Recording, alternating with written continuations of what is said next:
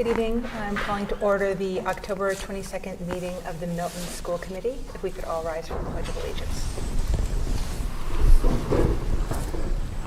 I pledge allegiance to the flag of the United States of America and to the republic for which it stands, one nation, under God, indivisible, with liberty and justice for all.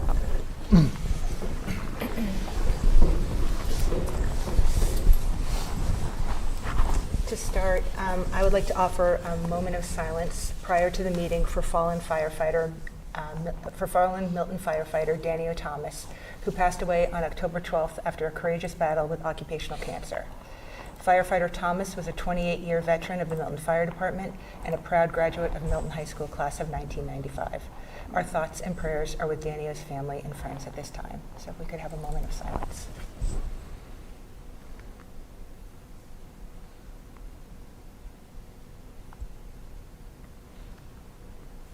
Thank you. Our first agenda item is to approve the agenda. One change that we would like to make is, excuse me, moving up item number 6 to be number 4 right before the superintendent's report, so that we can introduce our Milton High School student representative, if everybody is okay. Great. The next item is public comment. Every meeting, in accordance with school committee policy, we welcome members of the community to share their perspectives with us during public comment. We have set aside up to 15 minutes for this part of the meeting, and individuals may speak for up to 3 minutes each. While the school committee does not respond directly to public comment, there may be opportunities for members to address issues that are raised over the course of the meeting when relevant topics are on our agenda. We strive to engage in respectful discourse during our meetings and ask that the public comment speakers keep that in mind. Speakers should introduce themselves for the record. Do we have anybody online who is interested in speaking? If so, if you could raise your hand. Okay, doesn't look like it. Anybody in the, no, so great. Doesn't look like we have anybody here for public comment tonight. The next agenda item is introducing our Milton High School representatives. Sure. Good evening, everyone. John Phelan, Superintendent of Schools. I'm very proud to ask our student representative, Spencer Futrell, to step up to the big table with the microphone. Spencer is one of our school committee representatives from Milton High School. Spencer is a freshman at Milton High. He is on the freshman football team. And I have to say, before Spencer gives a few words that he will announce tonight related to his role as a representative, when I toured the schools last June, Principal Bill Fish made sure he introduced me to Spencer. And we had a great conversation in the hallway, and he couldn't wait to get to Milton High in order to be part of this group. So I'm very happy you're here. I'm very proud of you for taking that big leap in being a representative from Milton High at the freshman level. It's certainly a big responsibility, and I think you're going to be great. So welcome and to the school committee meeting, and glad you're here, and please give us your report, Spencer. Hi, my name is Spencer Futrell, and I'm a freshman at Milton High School. I'm a member of student government, and I'm one of 7 school committee reps from all 4 grades. We meet monthly with Superintendent Phelan and school committee member Bao to discuss changes we can make and ways we can support school committee at the high school.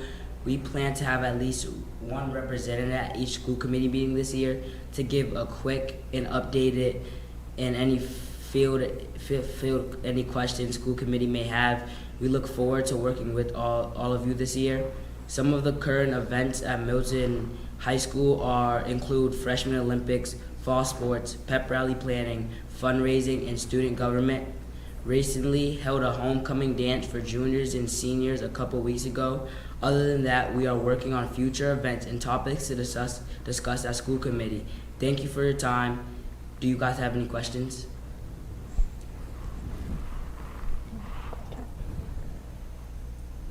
Spencer, can you give the school committee a little bit of insight into the conversation we had with Bao about 2 Fridays ago with the full committee? Some of the areas of interest that people were talking about that day. I think it might have been world language and phones. We were discussing how the phone policy that they passed would affect us at Milton High, and also if taking how many years it takes to graduate, how many years it requires to take world language. Right, and we had a good discussion about the pros and cons of that, and everybody had a good opinion of it. So I appreciate you bringing those topics to the attention of Bao and I, and we really look forward to working with you and your classmates, and working with you for the next 4 years. You'll be here for a long time, so I'm glad about that too. Anyone else? Spencer, thanks for being a student representative. It's great that you're serving in that role. What prompted you to want to do that? Well, I originally went big. I ran for class president, and then sadly I lost. But then they still had opportunities for me to be a part of school committee and site council, and I picked school committee because I think that I want to help make a change in the community as much as possible, and I eventually want to be president of the United States of America. Good for you, my friend. Love it. This is a good first step. Good for Yes. you. Awesome. That's great. Thank you. Anyone else? No. All right. Well, thank you, Spencer. Thank you, It was Spencer. great meeting you. Thank you, Look forward to Spencer. seeing you. Great. The next item on the agenda is the superintendent's report. Thank you very much. Just a quick overview of some things that are happening in the Milton Public School. We have been doing our work related to learning walks and checking in with our educators and our students and our principals in every building. We finished phase 1 of our learning walks last week at the Cunningham School or at the Glover School. We have been in every school, Carla Koser and I, walking with principals, visiting classrooms, making observations. We take our protocol sheet and check off the things that we see that we are very excited about, like Tier 1 instruction and supporting all learners, using data to inform instruction. All the things that we prioritize at the beginning of the year are on our checklist to talk about and unpack with the building principal and the staff.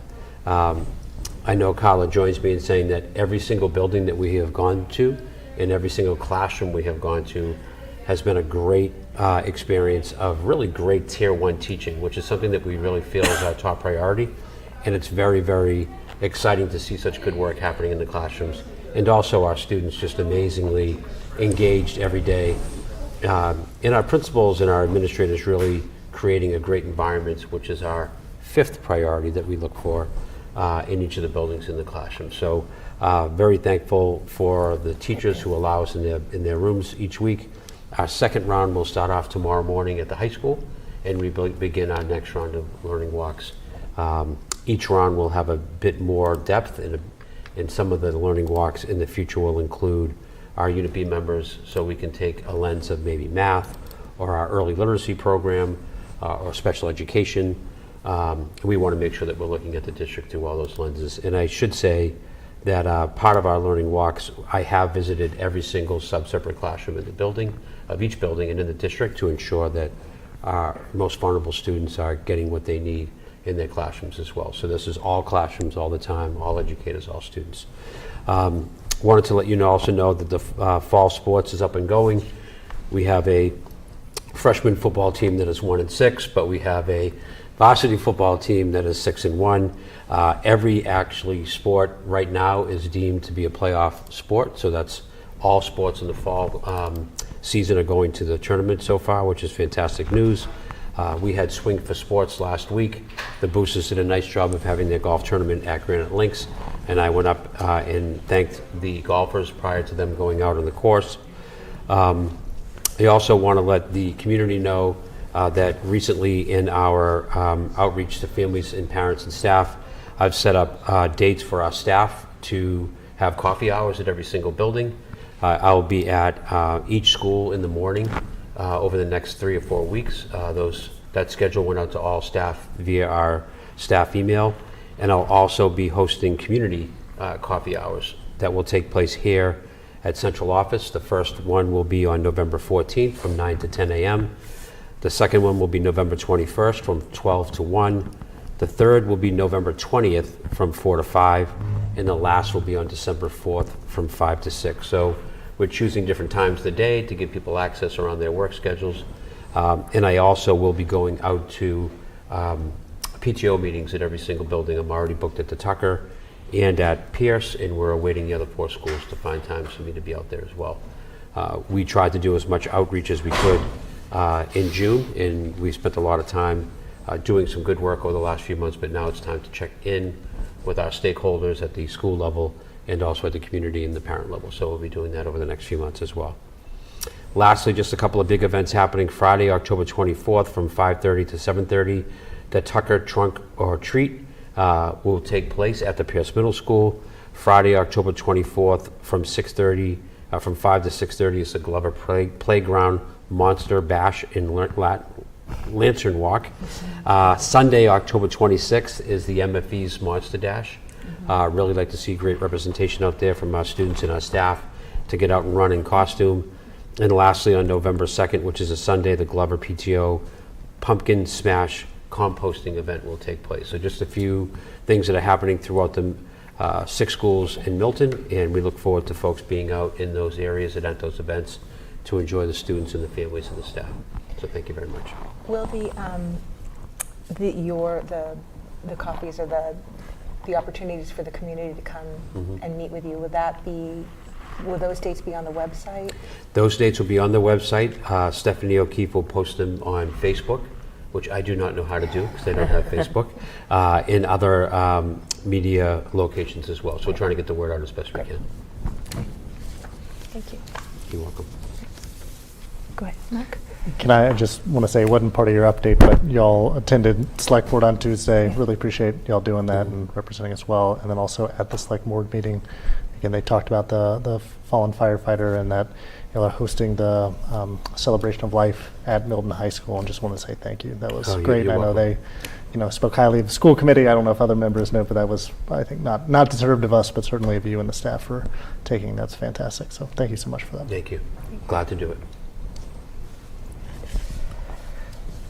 Okay. So the next item is the field trip approval. Thank you. So at our last meeting on October 8th, we had Principal of the Pierce Middle School, Bill Fish, discuss and take questions on the 3 trips that are going out of the middle school this school year. At that time, there was some good discussion about how the trips would work. The packets are in your folder again. He went over how the trips would be supervised, what the cost was, the safety issues, the detailed itinerary, the dates and the times, which I think was a good conversation here. Mr. Fish is working with one vendor to do the trips and hoping to kind of consolidate them to one kind of spot on the calendar, which is a suggestion of the school committee, which I think is a great one. But at this point in time, we have one trip to Washington, D.C. for all of our 8th graders. We have one trip for our 7th graders to go to Quebec. And we have another trip for 7th graders for Spanish and Latin to go to New York. The 2 companion trips of the trip to Quebec for our French immersion program and the New York trip for our Spanish and Latin students are an attempt to provide equity and balance with those 2 programs. And the 8th grade trip is something that Bill has been doing for a long time in a way that all 8th graders have access to the trip for that annual 8th grade trip on their last week or so of school before they go up to the high school. So if there's any additional questions that were not answered 2 weeks ago, we would like to take a vote tonight on each one of those field trip proposals.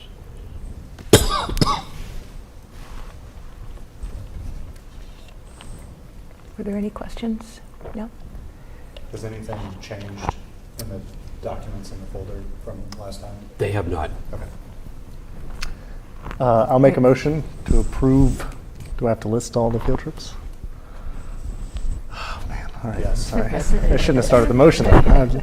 I'll make a motion to approve the following field trips: the Pierce Middle School 7th grade Spanish and Latin trip to New York on May 7th through May 9th, 2026. Pierce Middle School 7th grade trip to Quebec City on May 13th through 16th, 2026.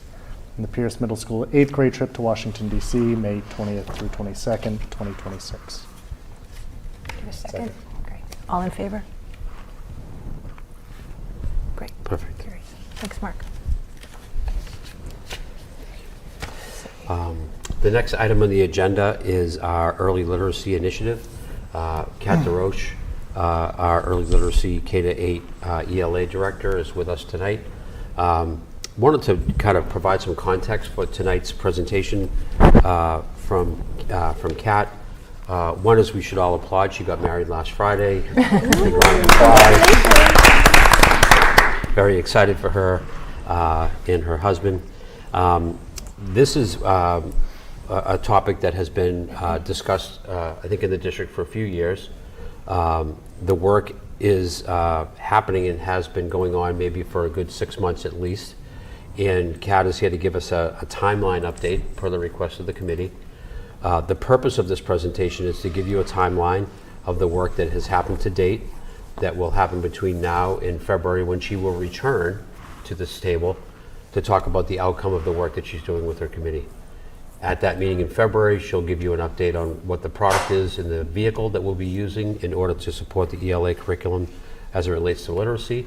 And then she'll be talking about some of the outcomes that we expect related to professional development and how we implement that. So as we met with Amanda and Lizzie earlier in the year, we really wanted to talk about what the purpose was of each presentation that would then guide the school committee in order to what to expect, so it wasn't just a dumping of information.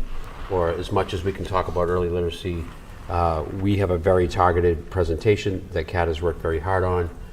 The timelines are very clear, the content is very clear, and you should know that you'll also have a chance to ask further questions when the product is decided upon and the next steps provided on are decided in February. So we appreciate you being here tonight, Kat, and we're going to pull up on the screen your presentation. And I also want to thank the team of folks that Kat has been working with, and also just recently Carla's involvement in supporting Kat in this work as well. Thank you, John, and thank you, Carla, for your ongoing support.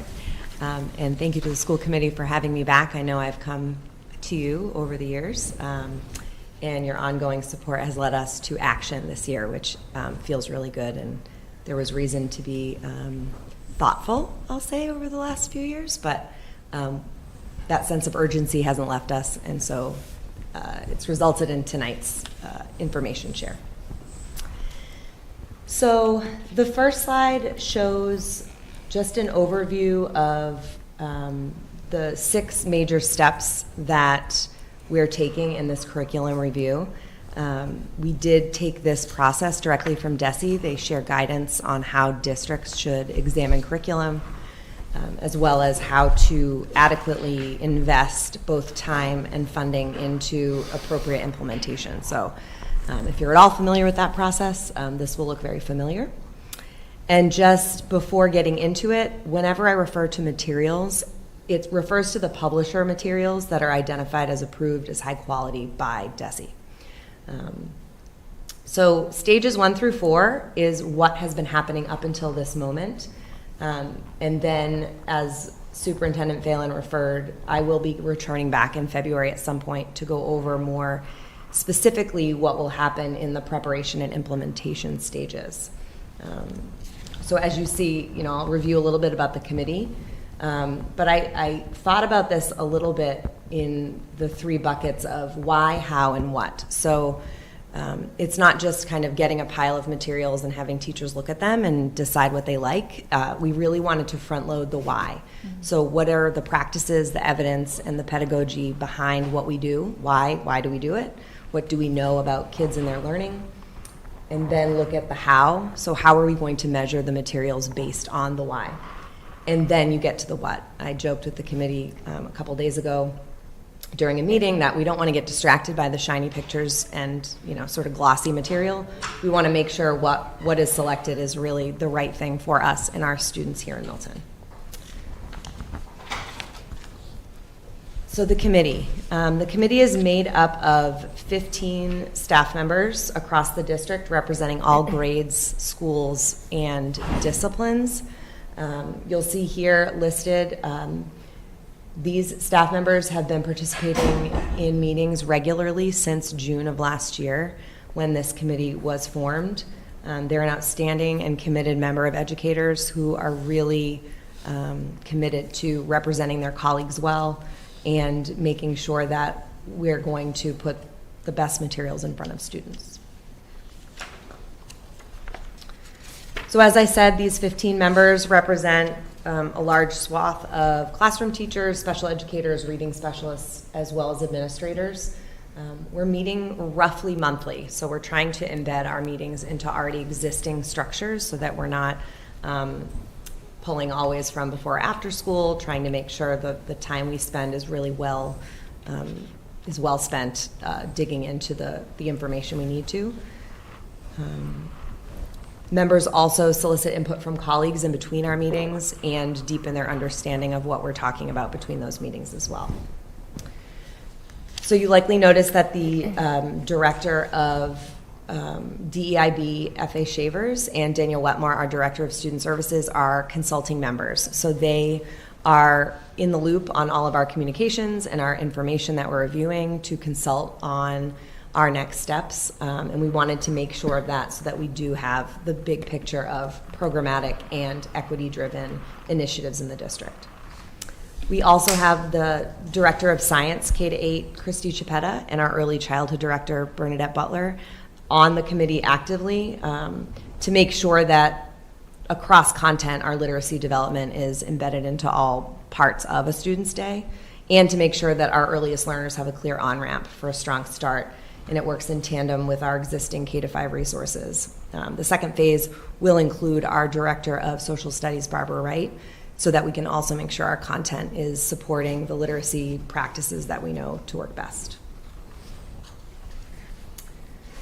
So then I'll go into the why, the professional learning. So this was a really important first step to make sure we level set and calibrate our understandings about the components of literacy, what the evidence tells us, and what our experience tells us about students and learners in Milton. So there's a platform called Cox Campus, and it is a free online learning platform that is asynchronous, so you do it independently, but it's interactive. So I don't know, you might have done a training or two where if you go to a different tab, the module shuts off, so you can't just play it in the background. You have to really engage with it. It asks questions, you click, and it's a whole thing. So all participants engaged with this module over the summer and collectively completed 200 hours of PD over the summer in a variety of topics that I'll get into, but it was all centered around the science of reading and structured literacy. So not all members completed all modules, but all modules were completed by multiple members. So we had a good overlay of who engaged with which platforms, and that really is helping us to have deep conversations about next steps in our process. This next slide shows, I'm sorry about the clicking, I didn't mean to put these in like swish order, it wasn't intentional. These were the topics of the workshops that were offered. So these topics listed, data-driven instruction, vocabulary instruction, systematic phonics, reading fluency, writing. All of these ranged from either 1.5 hours up to 4 hours. And so I think if you completed them all, you completed 28 hours of PD, which we had a few members do. And so it's a pretty wide range, but also included all of the components of a program we'd be looking at.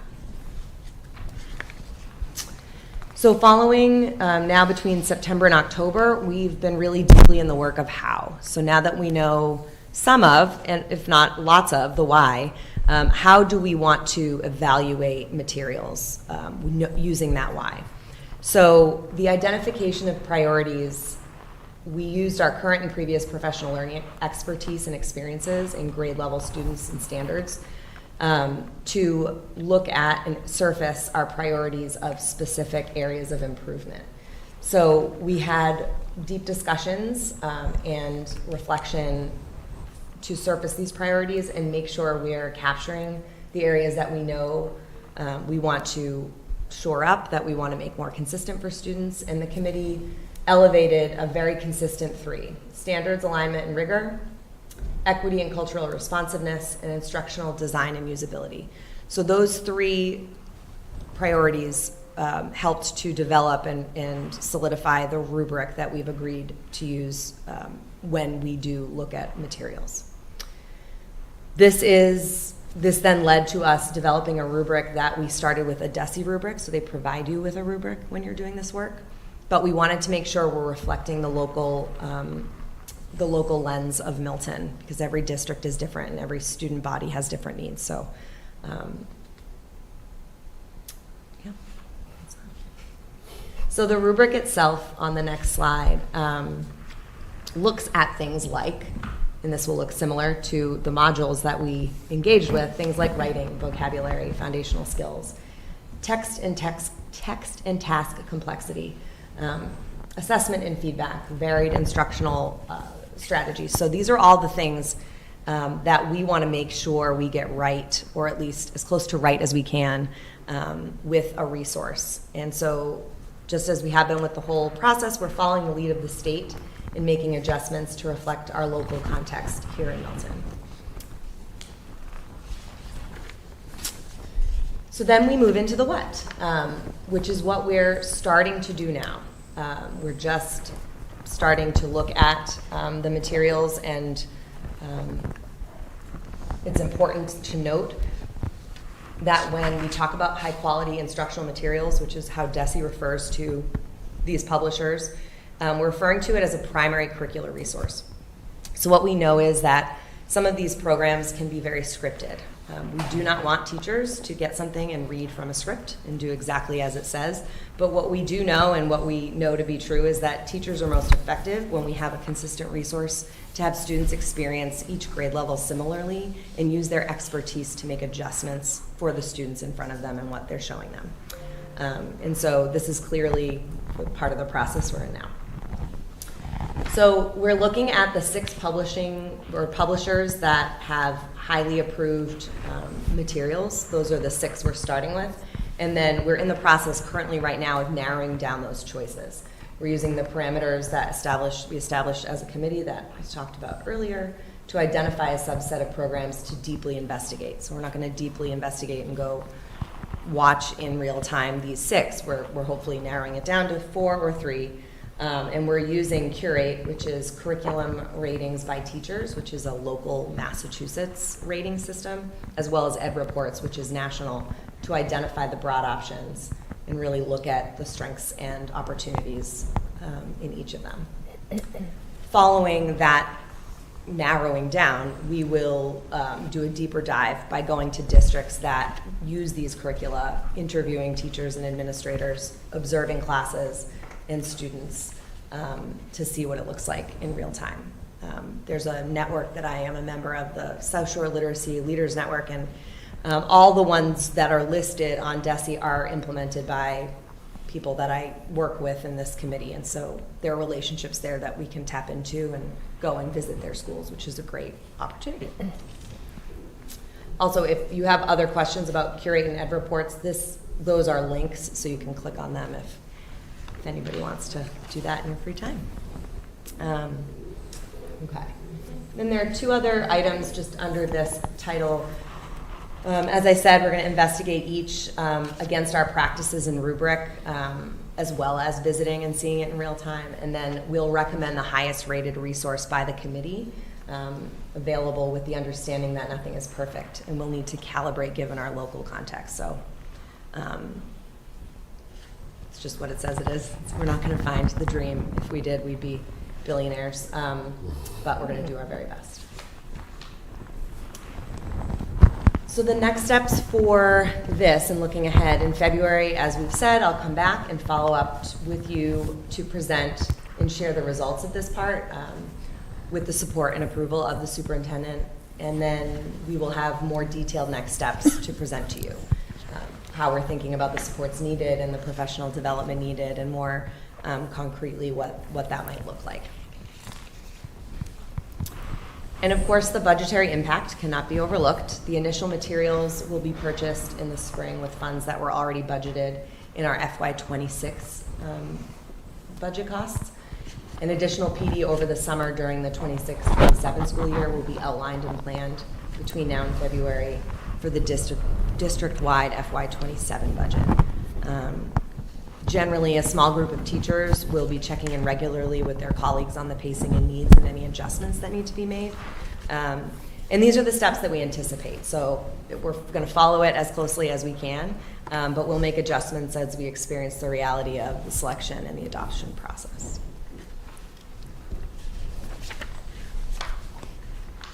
Okay. So again, this is sort of the pie in the sky what we think is going to happen, and then we're going to adjust once we have a more clear vision of what this looks like. So the idea would be to procure the materials in the spring so that we can get teachers' guides and online platform logins to be distributed early enough to staff before the end of the year to give time to really get familiar with as much as possible and have time to connect with the committee who will be more familiar with the materials. Use some PD time in the spring to give teachers to collaborate and look at these materials, and then set implementation goals and timelines. So we'll have a general idea in February, but once we have the materials, we'll be able to more specifically make a plan and see what's realistic for professional learning related to that.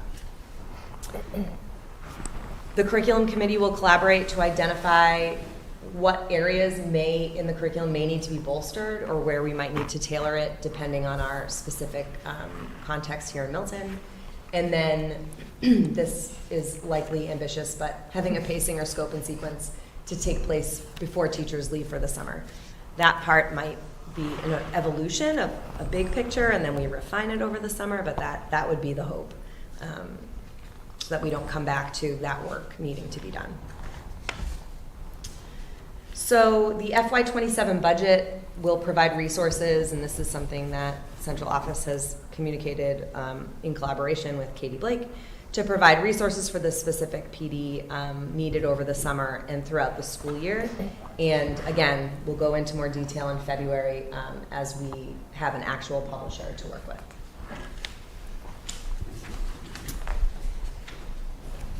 So something important to know that we have already responded to some of the identified gaps that teachers, we did a survey 2 years ago with a sort of like a 1.0 curriculum team that surveyed teachers to think about what is it that you find you're needing to supplement the most, or what do you think is a gap that you have right now. And phonics and foundational skills was a big one. And I remember coming to you all and presenting that was a finding. And you very generously supported our ability to implement UFly, which is a very highly thought of curricular resource for that. And so we've been doing that since the fall of 2024, and we've seen some good results in our DIBELS data. And so this will dovetail well with whatever resource we find to be the best. Lots of districts use that for that reason, that it is very effective. And so we anticipate being able to continue the use of that resource, that familiar resource for teachers, to make a comprehensive approach. So the ongoing training that will be needed to make sure that the curriculum design and approach is on track with our goals.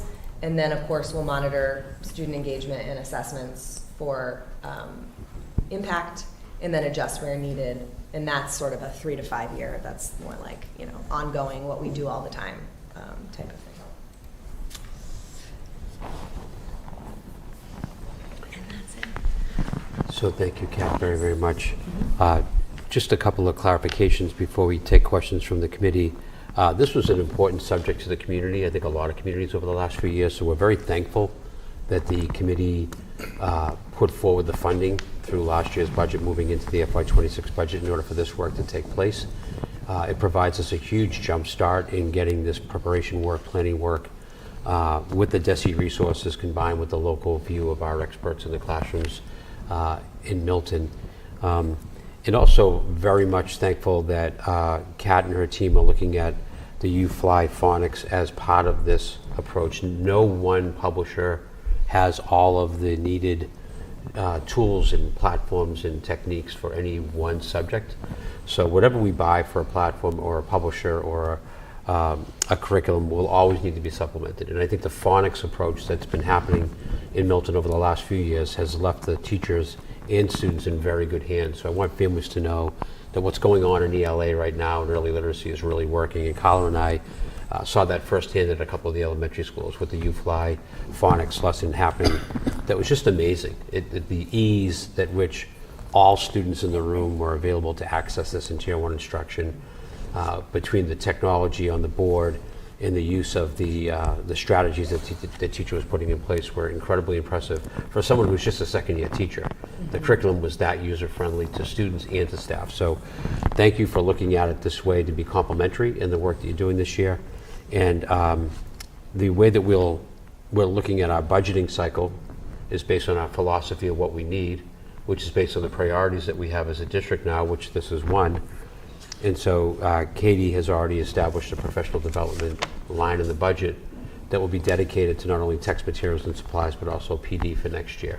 So we'll need to be able to orchestrate that through our finance work to support not just this initiative, but how the professional development will work in a cycle form that Carla is putting together with all of the leadership team that we'll be meeting with tomorrow. So this is very much the beginning of creating that healthy cycle of, committees investigating, learning, using statewide rubrics to identify good materials, take a look at what the local need is and the local pieces of work that we already do well, and then implement professional development, choose a publisher, and then we'll have funding for summer, we'll have funding for the fall in order for those folks to meet, talk, and develop the skills in the classroom with the new platform. So this will be a very organized approach to the work that I think the community has been waiting for a while. So I think the last 2 years have been very healthy with the U-Fly, and thankfully this work will then extend that to be a complete early literacy program for the town of Milton that is kind of under the umbrella of what DESE has already researched and what we think will be best for Milton locally. So thank you, Kat, for doing all the work and leading this work, and to all the committee members, which is a very big group, by the way, that represents all different grades, all 4 elementary schools, special education, and our DEIB work as well. So this is a comprehensive view that I think the town has been waiting for, and we're really excited to deliver this year and be ready for September of 26. I'm just really happy about this. I'm so happy about this. I feel like a year ago this wasn't even on our, it felt impossible. Yeah. And now to see September 2026 as, it's like, wow, that's right around the corner. So thank you so much for everything. Well, thank you for being with me. And, I feel like we've been talking about this for a while. And, We have, and I'm psyched. Teachers have also been like, oh, is it time? in a good way. We're doing the good work, but it's going to feel really good. Yeah. No, and I'm glad to hear that you collected all that data last year and kind of finding out what the holes are, and hopefully that'll kind of help this process along. So I'm really excited. Thank you. Thank you. And I also want to echo that I love your approach for this whole project. You start with the why, because that is the most important thing. Because as you said, there are a lot of curriculums out there, and there's no one curriculum can fix all the problems, regardless what subject we're teaching or what subject we're learning. And it's great for the teacher to have access to multiple curriculums and be able to pull the useful material for the students to use in the class or for homework. Meaningful homework is important. If homework is not meaningful, maybe we should not have homework. Yeah, so I'm glad that you're looking at the why perspective and then move on to the how and the what. Yeah. Thank you so much for doing this work. Mark? Again, similarly, very, very excited, appreciative of all the work you're doing. As I'm wondering, within the rubric development, is there a particular ELA skill that you are most hoping the new curriculum will support? Yeah, it's a good question. The answer is all of them. But the real, we had a team. We're participating in a consortium grant with Curry, Stonehill, Randolph, Braintree, and Milton. This is our second year in the grant. And the way we're using this grant is, yesterday we were able to bring a team of 8 along with the administrators, and it was about writing and science and using content writing to drive the writing process and assess that. And that has been the area, I think writing, most districts, if they're being honest, will tell you writing is the hardest, I don't want to say the hardest subject to teach, but it is a real nebulous being, because to get your hands around the craft, the conventions, idea development. There's so many components. It's such a lift cognitively. I think I'd say writing. And, you know, I think it's the hardest to find to be linear. But my work with Christy Chiappetta, the science director, we're doing a lot of thinking around how to make it easier for teachers to maximize minutes, because there's never enough time. Mm-hmm. How do we not ignore the content standards, but use the writing content standards to work with the science investigations to move the writing process? So we've already sort of got some ideas on whichever resource surfaces as the selection, to make sure we're being thoughtful about how it works with our other resources as well. So short answer is writing. Does the district currently use, or is the plan to use kind of a standard writing kind of brainstorming tool, planning tool that, you know, kids kind of build on? Yep. Yeah. So that's been a big conversation in the K-8 world here in Milton. Right now, people are using different things. You might hear a RACES approach, like it's restate, answer the question, claim, and then evidence, you know. And then some people use the 3C. So there are a lot of different things. Our hope is that we will have a common language so that students, no matter, especially when they go from elementary to Pierce, that there's a similar language and vernacular that they don't have to relearn. The hope is that it will be the same. There's a balance then between, you know, teacher craft as well. So balancing those two things. But yes, the hope would be that we have a similar writing approach across the bands. Thank you. You're welcome. Kat, thank you for this. I echo everything over there, and also appreciate the rigor and kind of planfulness of the process. I have two quick things related to the rubric. One is, I assume when you purchase a curriculum like this, you're not just one day receiving a giant FedEx box on the front step. You're like establishing a business relationship with the publisher that includes some kind of wraparound support. Yep.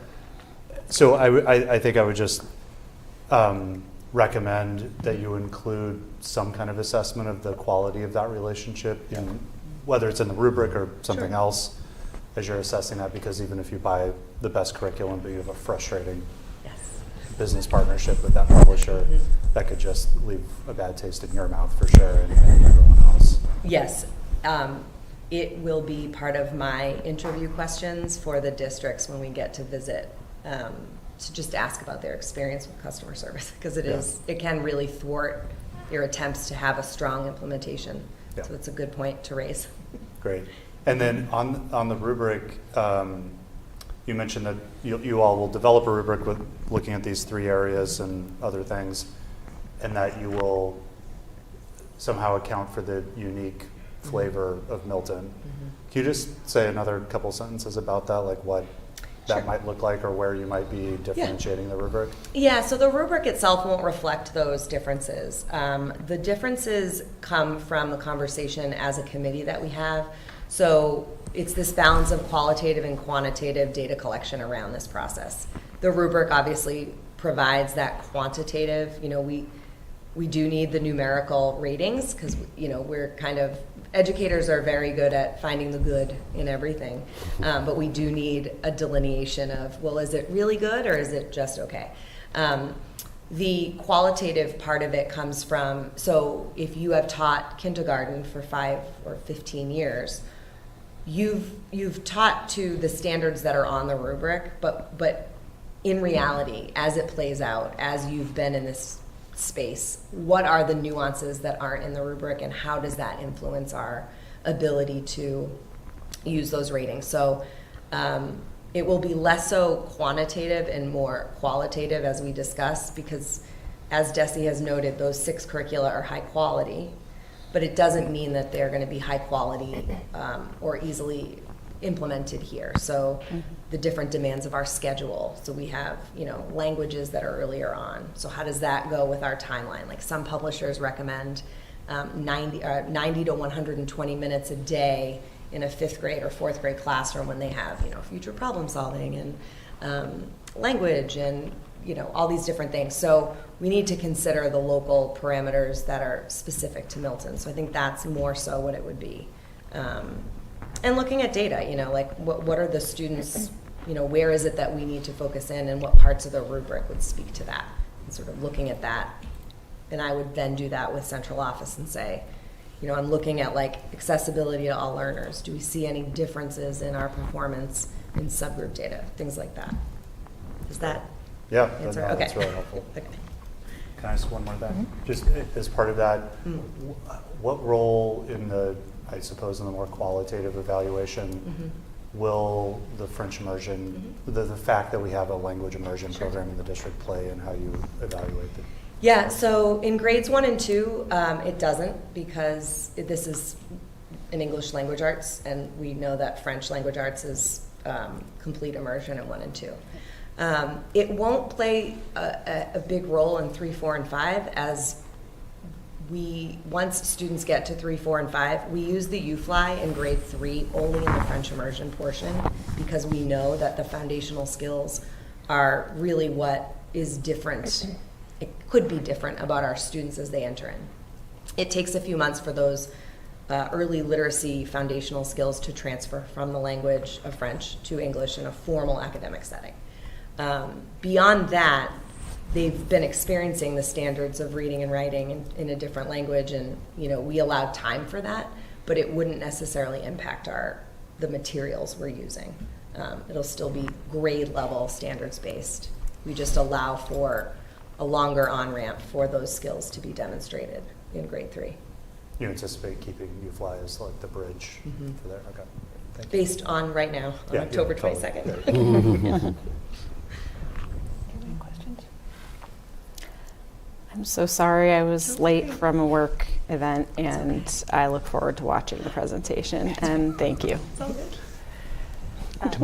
Well, please. Do you want to go ahead? No, after you, please. Thank you. That was great. It was really helpful. I had a couple of questions.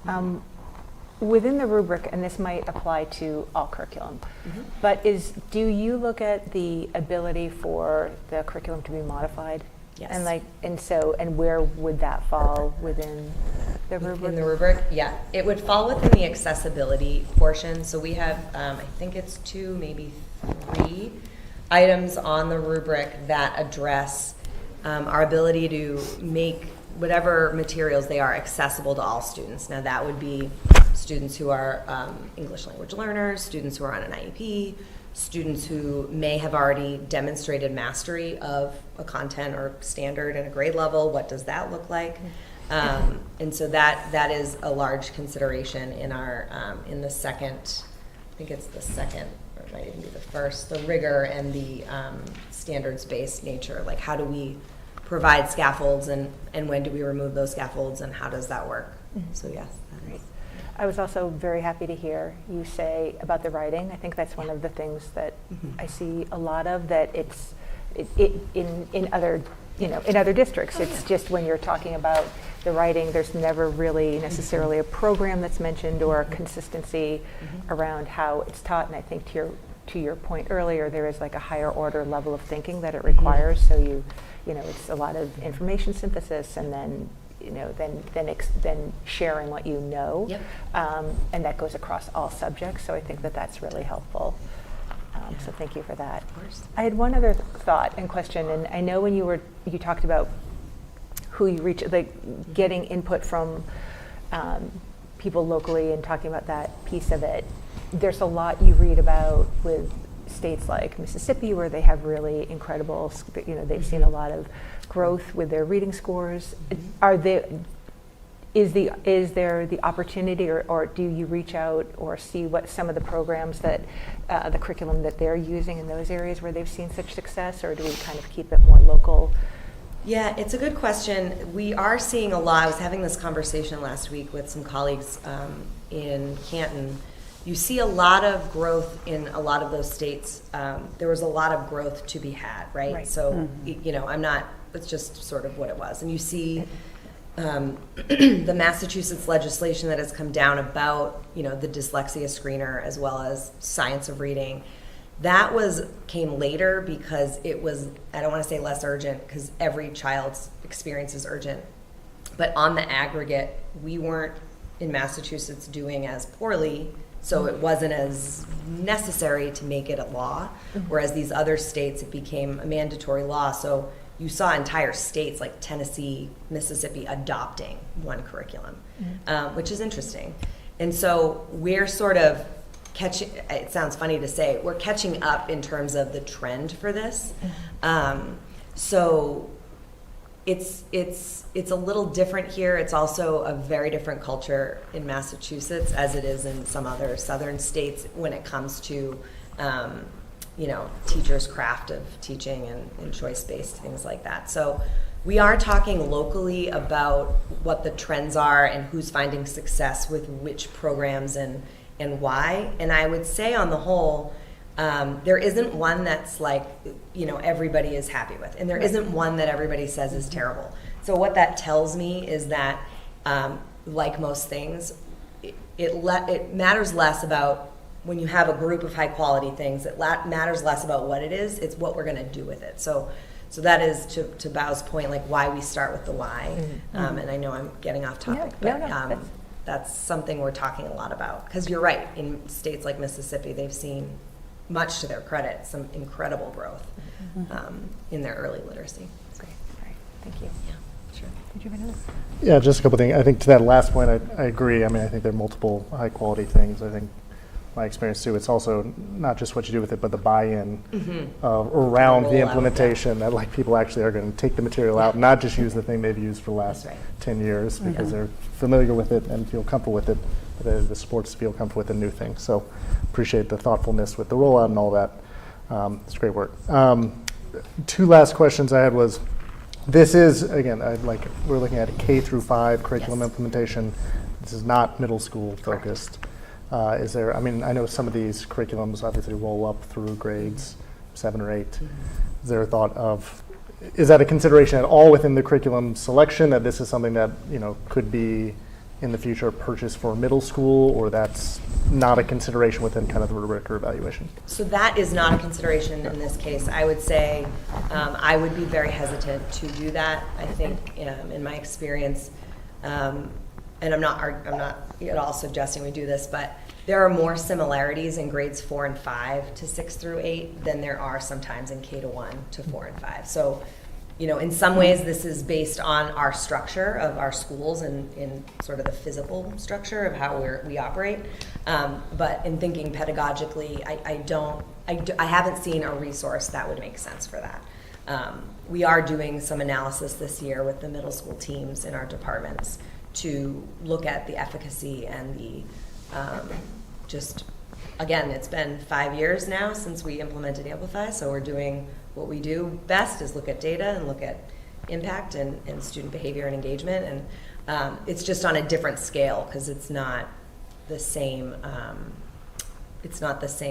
like doesn't have the same budgetary impact, nor are we finding it warrants this kind of overhaul. So K to 5 is really where we're looking. Gotcha.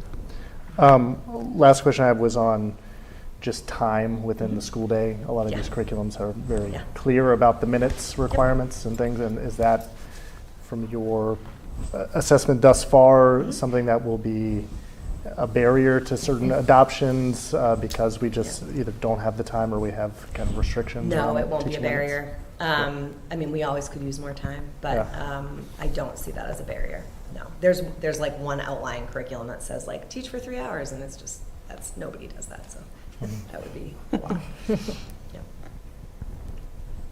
So, thank you. Anyone else? Kat, we really look forward to your work and appreciate and value your work and the work of the committee from now until February. We're really excited to come back in a few months and hear about what the team has discovered and what they're recommending. We're excited also on the budget side of things to make sure that you have the resources that you need in order for the staff to choose a curriculum that fits the town of Milton and the Milton Public School students and staff. And we're really excited about the rollout once we decide on the product. So thank you for all your work. We very much appreciate it, and have a great night. Thank you. Thank you all for your ongoing support. Thank Have you. a good night. Thanks, you too.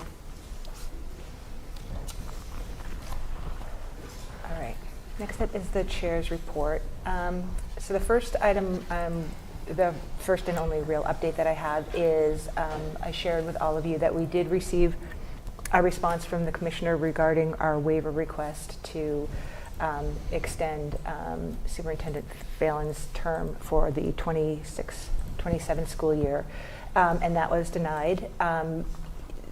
That was not, the commissioner did not, he recognized the challenges that we've had in leadership and the argument that we made. However, he believes in upholding the policy and the process, and that would be that we would be applying for that waiver for the 26-27 school year in March. That would then start in July. And I think, as we've all said, we believe that we need the leadership stability for another year.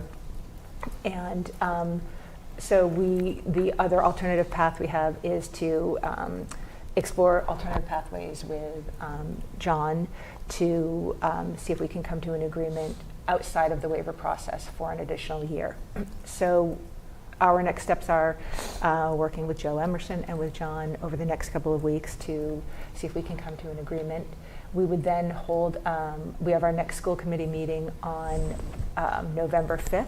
So we would hold an executive session then, during which we could talk about any agreement that we came to. We would also have this on the agenda for the public meeting, and during which time we could vote if we came to an agreement and discuss that, or we could, if we did not move forward and weren't able to come to an agreement, we could talk about the process for implementing or starting a search for a permanent superintendent. I think we all, I know that I'm speaking for everyone, that we hope that we can have the relationship continue for another school year. I think that it would be really beneficial to the community and to the school community. So that's the intent. So that's where we are. So the waiver was denied. We will regroup over the next couple of weeks. We will have an executive session and an open session on the 11/5 meeting. So not the outcome we had hoped for, but also not completely unexpected, knowing that it's a very process-oriented department. Anything on that? No, all right. And then the only other update that I have is Fall Town Meeting is next week. We will be there. We don't have, there isn't a warrant for us, but we will be there. The first meeting, the first night is Monday night, October 27th, and then they're holding the dates of the 28th and the 29th as well. That was it, short and sweet. We will then jump to the Finance Subcommittee report. Finance Subcommittee met today. We also met last week. Continue to work around the budget overall, and appreciate all the work that John and Katie are doing on behalf for the district, managing those things. We obviously voted on the budget calendar previously. We've, as we discussed kind of at the last update here, we've been talking about kind of the budget priorities. That's a document that John shared and put in our school committee materials today, and so I will kind of pass it over to him to talk a little bit further about that. Just if there's any other framing you want to give around the budget priorities here, John, the Sure. philosophy that we put in there. So thank you, Mark. We've had several finance meetings this year, and there was a recommendation that we really start to think about before we start doing the calculations of a budget, that we actually start to build our philosophy and our priorities for the budget this year that are based and rooted in the priorities and strategy that we have for the district related to teaching and learning. So just as we had met in this room early September about the school committee goals being connected to the superintendent's goals, which are connected to the leadership goals that are driving instruction in our schools every day, we use those same priorities when we think about how we want to budget our resources to support those goals. So to all of us, it feels like a very good sequence of events and a very strategic look at how we want to organize the district, and then that organization should be supported by the resources. So the FY27 budget philosophy and priority statement literally is an outline of what we're looking to do in establishing the budget this year, what initiatives that we would like to move forward with as it relates to our 5 priorities for the year, and just a recap for the public at home, and this document will be posted, and to paraphrase a bit, the first thing that we want to do is make sure that we set up a budgetary process and a financial strategy that supports the good stewardship of our tax dollars towards our teaching and learning, the classroom, and the staff that we serve, and the students that we serve. So we have to have a sustainable budget that supports all the things that we need for our students, or most of the things that we need for our students, and also is aligned with the financial support and revenue that we have from the town. We can't plan for more because we have to plan for what we have. And we've had a generous override just last spring. The town has done their job. We thank them for that. And then now it's our job to make sure that we budget the correct amount of funds and make sure our lines in our budget are aligned to support teaching and learning, and also the other parts of the budget that we wanted to talk about. So the district resources from a teaching and learning perspective will focus on robust Tier 1 instruction. We've heard this before. It'll focus on data-informed instruction. It'll focus on increasing rigor and high expectations and high support in the classroom. It'll focus on taking strategic actions for all of our underperforming students that we see in our recent data with the MCAS coming out last month, and also the continued cultivation of culture and climate in our classrooms, in our schools, and in the district. So we feel that in really encapsulates what we want to do in the schools this year, and the budget should follow. When we start to look at prioritizing the budget, the first thing we want to think about from a budget perspective, not necessarily a teaching and learning perspective, is all of our budget lines need to be supported with revenue that fits what our expenditures over time have been. So this goes back to budget versus actuals. We want to make sure that we know exactly what each line of our budget needs, and we learn about that by looking backwards 3 to 4 years so we can see what those expenses are. And we also want to make sure that as we do that we support the lines in the budget that aren't as visible to folks. So we had this conversation this morning in Finance Subcommittee. All of our revolving accounts really need to be supported in the budget. This year our transportation line didn't have as much money as we thought, so we have to support that this year. So we're really going through the budget and identifying areas of the budget that aren't as visible, like salary, FTE count, text materials and supplies. But how much money do we have in our transportation revolving account? How much money do we have in our out-of-district student tuition account? Is our transportation account, revolving account, funded in a way that supports all aspects of the district? So those are the behind-the-scene pieces that we really want to support as well, because they have to be healthy in order for the complete budget to be supported throughout a school year. So that stewardship and that sustainability over time is something that we're paying attention to. And I really want our community members to hear that loud and clear, because that kind of sustainability over time will build predictability for the schools, which allows for us to be more strategic and think long-term. It's hard to think long-term when you don't have the money to do what you need to do tomorrow. So it's really hard to plan for next year when you don't know if you're going to get by tomorrow. So we're really thoughtful about this being a learning opportunity for the last 3 years of our financial planning, what we're doing this year, and how we're looking at the next 3 years. So this is not a one-year budget, it's the beginning of a 3-year budget for us.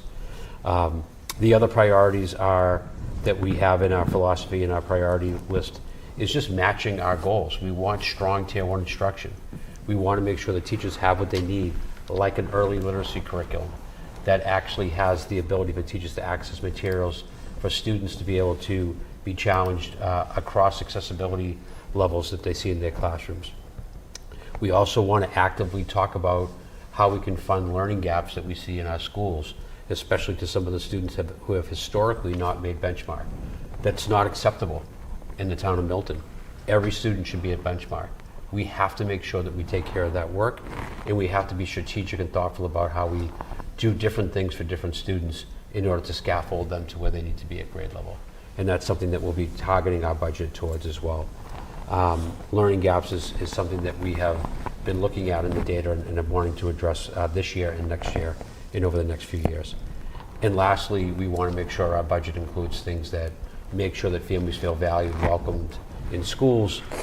Something that would come under the district classroom culture and climate would be, we had a real struggle this year with transportation. Families weren't happy with the school department because they couldn't get their children to school on time or safely. So under that bucket, an example would be, well, we need to prioritize a bus, something very simple like that. An example for Tier 1 instruction would be providing the funds for professional development for the summer for our early literacy program, and also funding for PD throughout the year to ensure that there's a continuity of support for those teachers as they implement it as the first year goes through. Funding learning gaps could be providing more math intervention specialists at the elementary schools. We have 1 per school, and the Tucker has 1.5. So we should really be thoughtful and look at our scores and find out, is there any room for us to shift our schedule, review our FTE allocations, and how can we support students in the area of math in the early grades, in early literacy, et cetera. So trying to give some examples that there'll be concrete examples that we will bring to you in the budget process that say, we're prioritizing these 4 or 5 or 6 or 7 things, but remember the budget's only so big, so it might mean that something may not be funded because we need to align the funding with our priorities. So I think that we've collectively agreed that our areas of focus this year have been very solid. Our staff is buying into it. We're hearing from the principals that the educators are very happy with the direction that we're going and feel that they're being supported in their work each day in the classroom. So now it's our turn to support that financially and target our resources to the classroom and to the teachers that we depend on in order to get the student outcomes that we need. So this is just a 2-page document that we'll post on the website for folks to read. And when folks say, well, how are you going about determining what's good for the district around how you budget? This is the beginning of that process. Yeah, just want to, again, thank John, thank Katie, as always. Really appreciate John just carrying the water of kind of putting this together and, as he said, aligning this with kind of other priorities that we've obviously already talked about here. And the goal that, I think we all saw, obviously with the experience last year, but John has been, I think, like from a finance side, laser focused on from day one of that long-term budget sustainability and how important that is and how we need to have a clear path forward. And that's also something we'll be talking about in next finance committee of like starting to talk through ideas around policies related to rollover budgets, the circuit breaker accounts, things like that, to make sure that we have good checks and balances in place for those things. So I appreciate all of that work. Any questions folks have around the budget priority? Just had a comment. I think as it relates to the conversation that we just had about the early literacy, understanding the why. So when I think that that's really important for everything that we're doing. So even the way that we come to meetings and have a presentation, why are we doing this? We're doing it to inform, we're doing it to discuss. But I think with respect to the budget, I think it's really helpful, to your point, when people ask why something is or is not being funded. This is the why. Does it fit within this? And I think it helps. Streamline and manage that conversation more easily, so people understand what does get funded and what doesn't. So thank you for that. You're welcome. Great. Another thing that we talked about today, Katie put together the Q1 budget reports. That was also in the materials. We were able to review that this morning. Ask Katie some questions. She's always very, very well prepared. The summary page of that is always very helpful to kind of give you context of where we currently stand.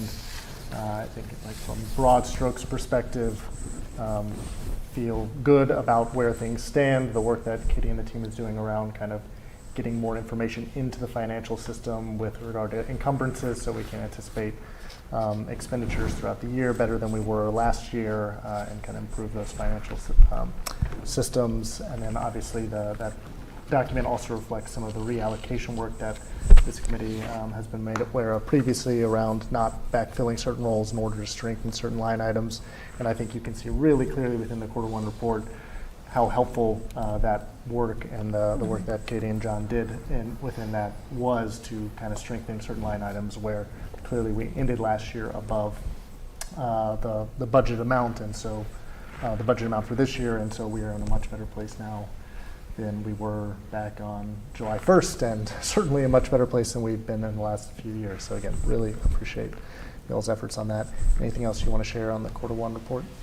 No, the only thing that I would add is that the report, so we do have the budget website that is a part of the district's website. So the quarter one report will be posted to the website. So if there's anyone that is watching the meeting tonight that wanted to be able to review the quarter one report, there will be a copy of it there, as well as a copy of the budget philosophies. We try to just structure the report in a way that there is a memo that provides some context. There's also a financial exhibit that has expenditures organized by cost center. There is a revolving fund report, which the revolving funds are separate from the operating budget. And then the last piece of the report is just a definition for some of the terms that are used within the report. So just for folks that might not be familiar with some of the terms that we're using, because they are somewhat specific to school finance, there's somewhat of a glossary of terms contained within the report. So I'm happy to answer any specific questions that you might have about the financial report or any of the context within the report, but I just wanted to add that just in case anyone was wanted to take a look at the report or review that. I also just want to compliment Assistant Superintendent Blake. The report out by Cost Center is an incredibly detailed document that shows what was budgeted, how that budget number was updated by line by Cost Center, what's been encumbered, and what's already been expended so far this year, and then what the balance is for the rest of the year. So these are the types of questions that I think folks were asking last year. Where and when can we get on? How can we see what you've spent to date? This isn't just a larger, where we spent about 20% of our budget so far this year. This is based on about 15 cost centers, and within each cost center, there's another 6 or 7 lines of the budget per cost center in all those categories of what's encumbered, what's been spent, what's already budgeted, what's the percentage of those dollars that have been expended this year. So I do encourage those folks who want to find out more about how we work financially and where we sit with our reporting and being very explicit about what we're doing with the budget this year to visit the budget page and to see Katie's work. And please read the narrative, because the narrative really brings the story of the data and the reports together in a way that actually is the essence of why a Q1, Q2, Q3 process is better than just giving folks the lines of the budget, because there's a story behind every cost center, there's a story behind every line, and we want to make sure that people have the complete picture. So Katie, thank you very much for an extremely comprehensive document. Thank you, Katie. Just 2 other things I'll say. That the recording of our finance discussion this morning is already up on MATV, so that continues. Those things continue to be posted, and so folks want more detail, they can do that. And then we'll also be sharing the quarter one report with the Budget Coordination Committee now that it is hit your desk. So after tonight, we'll kind of forward that over, and that will be something that will also be reviewed in that context as well.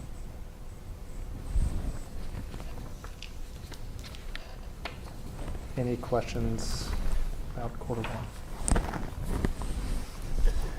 Last thing, just to update on finance, I mentioned kind of our next meeting, we're working on some of the rollover accounts, policies, things. Another thing to note is on November 3rd at 7 p.m., we'll be going in front of the warrant committee for kind of a budget school finance 101 presentation, similar to what we did last year. There's obviously not any information on our FY27 budget request or anything, because we don't have any of that yet, but just a kind of intro of how the school finance work. Katie put together a draft agenda previously that kind of the finance committee looked at. We shared it with warrant committee. They gave the thumbs up, so we're preparing to do that on the 3rd. Sent an email to Charlene. I believe it will be cross-posted if any other school committee members want to come. Everybody obviously can attend since it'll be cross-posted, but that will be on the 3rd at 7 o'clock. Anything else I missed from finance? Are we meant to vote on the report? Of the- It says vote. Vote on the goals? Oh, no, we do have the, the Q1 report. The Q1. Do we vote on Q1 reports? It says to approve the FY26 first quarter report motion. I don't remember us I don't voting. think we did that. I don't believe we've done that previously. Yeah, I don't think it is something that requires approval. It's more just a report from Right. the department to the school committee to keep us informed. Mhm. And so there's no, right, I don't think I there's a think, vote. legal reason we need to vote for it, unlike a budget or something. So there were two other items under the finance, so the capital requests. Yeah, so we did not have the chance to, and we did not put the capital request for the technology department on the agenda, so we can put that at next Wednesday's finance committee agenda. In your packet, though, you can see the preview from Director of Technology Bob Pattison with his capital plan for technology. That is a revolving 5-year plan with a narrative of what has already happened and what he plans to do in each category that's attached to that. And we're also working with, down below, I think Tom McCarthy provided the capital plan to the facilities committee, and they can report out then. But we will Okay, bring the capital request for technology to the finance subcommittee next week and bring it to the next meeting. great. And I haven't reviewed the warrant yet. Okay, all right. Policy subcommittee. Okay, so policy met last Tuesday, and one of the things that we talked about is the new policy JF, which is the middle school pathway exploration policy. It's in your packet for tonight with more detail, but it's basically to ensure that all middle school students and their families are informed about the high school options for career and technical education, as well as vocational programs. And this is so that we're in alignment with state and DESE guidelines. And so this policy basically outlines the process that we have been following, basically, but it's in policy format. And as you might know, our district partners with local and regional and agricultural public high schools like Blue Hills Regional and Norfolk County Agricultural High School to provide access for these programs. So we're actually really lucky to have these partnerships so that, so our kids have more options out there. And this is something that starts in 9th grade, and we cover the cost of these for our students to attend there. So, again, these partnerships have been great, and we've been kind of maintaining them for several years now, right? So. And then what we did in policy was we made a motion to approve the draft policy and for an expedited and first and final reading for tonight. So that's a motion that we have for tonight. We also discussed our student assignment process policy and the enrollment procedure that we've basically been using, but there's no change to the policy, but we have kind of updated the timeline so that there's only 2 basically lotteries. So there's that first initial one that includes all students that currently attend MPS, and then the second one, by pushing our date towards the end of June, allows for families that reside in Milton but don't currently attend Milton Public Schools. So just kind of streamlining the process, and some of the things that we discussed was basically clearer communication and just more advanced notice of the timelines, and so that it's more equitable. And so I think, John, you mentioned you were going to present on this. Yes, I will. At our next meeting. Yeah, at our next meeting, I will have what that updated timeline looks like for assignment, not only for grade 1, which is maybe the driver of this conversation, but also for all families coming new to Milton, and how do they register, how do we communicate with them, and how do they make sure that they're plugged into school in Milton as they enter as a new family at all grades. But the driver is the grade 1 discussion that was, I believe, connected to the spring, so we want to make sure we clarify that for the community. So we'll put that on the agenda for November 5 meeting. Great. And so we do have a couple of motions. We also have motions and second readings of policy IKF and IKFE, which are the graduation requirements and competency determination also. And then, of course, the policy JF, which is the middle school pathway exploration policy. So I don't know if there's any discussion on those first two. I know, Mark, you had sent a note if we wanted to talk about it. So I can go ahead and make a motion for the policy JF first, and then, okay.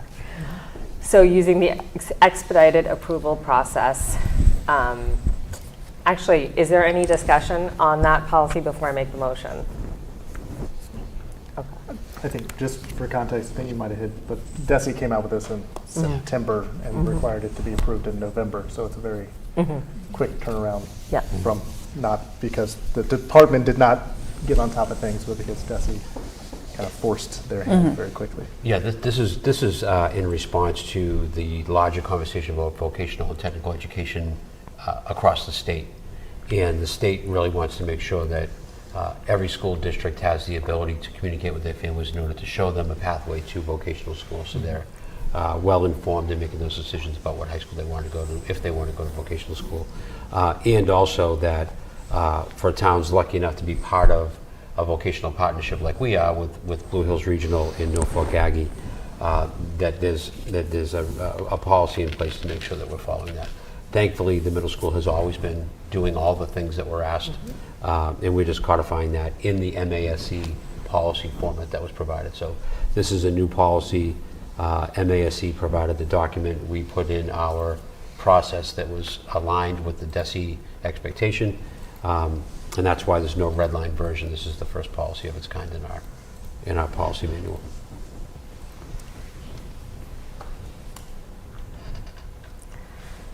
Okay. Any other questions?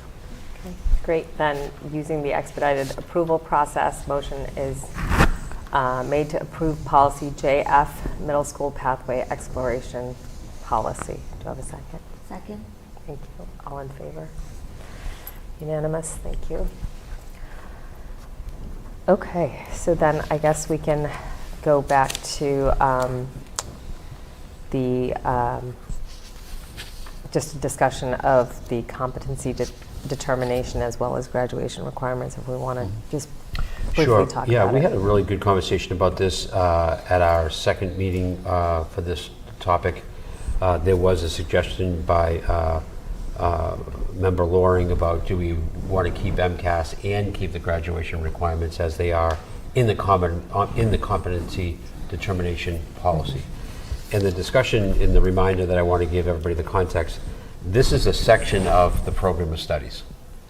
This is not in addition to, it's not a separate document, it's embedded into our program of studies. So what does it take to graduate from Milton High? It used to take all the coursework that is named and MCAS. Now MCAS by state law, given the vote that was taken by the public, no longer is a requirement. So we're just now making sure and reiterating that the competency determination to graduate from Milton High, which is also embedded into the course of studies, which this body has voted every year as part of your due diligence, is to be able to pass the demonstrated competency in the coursework provided. We did discuss having the pathway of MCAS or passing those subjects, and I will let the members speak to their thoughts on that. We felt it was maybe confusing, number one, not necessarily because it was a moot point. If you're going to pass the classes to graduate, you don't necessarily have to take MCAS. It's no longer a needed avenue for folks to go down because it wouldn't be in place out. You'd still have to take the courses to graduate. So it became a moot point, for lack of a better term. So I just wanted to remind the context. I think that this feels like something that's new and different because we're actually creating a policy around it that we never had to have before. But this is basically an extension of what we've already done every year by voting the program of studies and what students need to know and be able to do by the time they graduate. So this competency determination, which I believe will be a short-lived policy because the state will come up with what the next generation of expectations are for formal graduation across the state in each high school will probably come out in the next 1 or 2 years. And so I think we talked a little bit about that at the last meeting, but I hope that generally represents the discussion that we had at the policy meeting last week.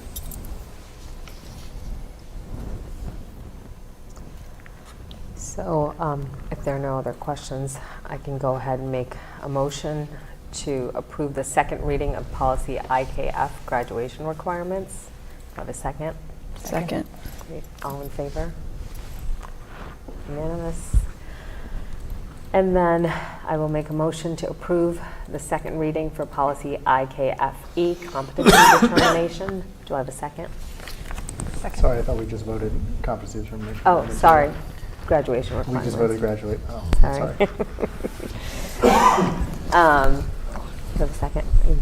Second. Okay. All in favor? Do you want to do, okay. I'd love to go back to graduate. I apologize, because I thought we just talked about competency determination, not graduation requirement, but that's fine. I didn't. I can actually, Oh, okay. can I provide some Sorry. context? Yeah, I think yeah, it's sorry. important to hear some of the concerns related to this, or just clarify.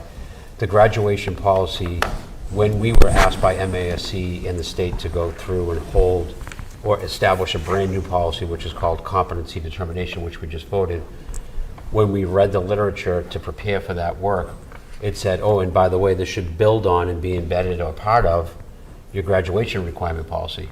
So then we thumbed through our policy book and realized that Milton never had a graduation policy. It always had a graduation requirement that was voted by the school committee through its vote on the program of study. So it's always been there, but it was never represented by a policy. So we thought we should get our wagon in order and make sure that that actually is part of our policy booklet. The vote that we're taking tonight, or just took tonight, to incorporate IKF, the graduation requirement policy, only represents what we're doing right now. It was only intended to represent what the last vote of the program What's of studies was, currently probably in last place. January, and the current one that we're working under. We do know that there is work that would like to be done or initiatives taken on in order to expand, increase the rigor, change some of those graduation requirements, as exampled by the conversation we had about a potential 2-year minimum for world language that we talked about. So this vote only codifies the requirements that were currently existing under, that you voted last January, and that any new requirements that we cultivate over time, like the world language one as one example, would then have to be embedded into this policy when that becomes complete, and we present that initiative to the committee moving forward, or any other initiative for that matter.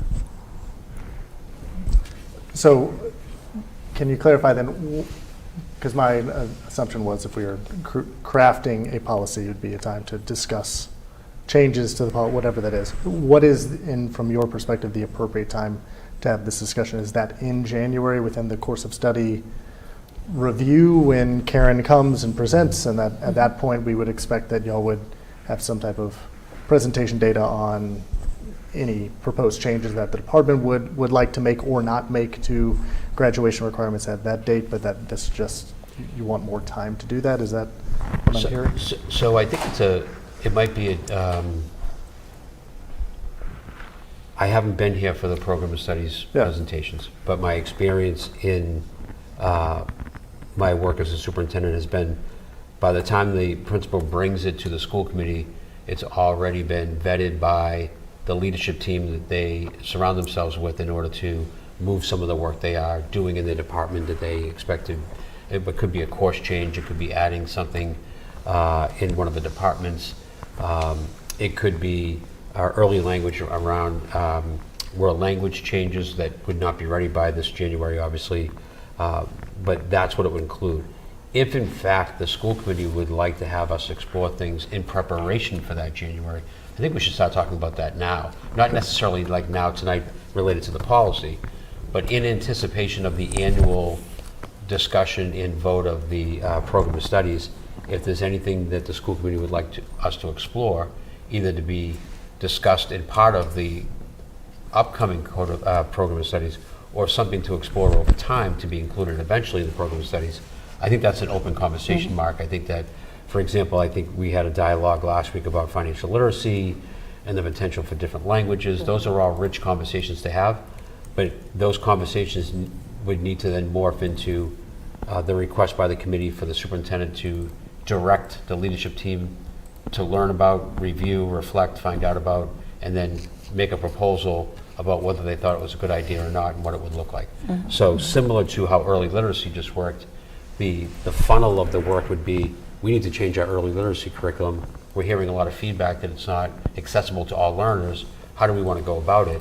Luckily for the majority of the state, DESE took that work on and did the research for the entire state, which allows Milton and other communities to plug into their best practices, their 6 publishable high-quality material curriculums, and then we begin our work from there. So I think that if the committee would like to put ideas or thoughts for potential program of study topics on the agenda to debate, talk about, put on the table for us to then go back and meet with the group on, we can gladly begin that process when the committee feels they would like to do that. Because what I don't want to happen, Mark, is to say, yeah, we'll talk about it then, and they come with something that's already cooked. Right. Yeah. So I That's what happens every year. That's why I'm trying to provide that, that right now, if we want something to be considered, I would only say that whatever's considered, I would imagine, wouldn't be into the program of studies for the following year. Yeah. I just don't think there's enough time between now and then to do enough research, cultivate the understanding, budget, and do all those things. For example, a simple world language 2-year minimum will take us 3 years to study, implement, pilot, budget for, and implement in FY '28. Because that's how that should work. I think that's the due diligence around making sure we're doing it correctly and asking all the people the right questions and investigating it and doing it in a way that we pilot and then we move into it. So the world language example would not be on your program of studies docket until, actually it could be a year from now. In a pilot form. January of next school year. Yeah. Jimmy, so we're talking about it now, we're doing the work now, and then we put it on the docket then. And the purpose of this graduation requirements policy to pass tonight, the simplest way I have thought about it is we're codifying what's in place for class of 2026. So Correct. Therefore, you wouldn't use this opportunity to introduce a new requirement that cannot apply to students who are here operating under the courses that have been available to them and required of them.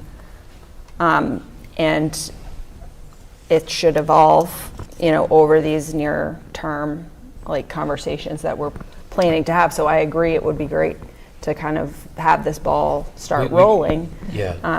The frustration I think that Mark is expressing is, so if we comment on it when it's all cooked, then I can't help you cook the meal the next time. So I want to Right. get involved in the kitchen. Right. Can I Yeah. just, because we had Karen here. I asked her last year about this, right? When can we start having this conversation? This was before you were here, right? And so totally understand that.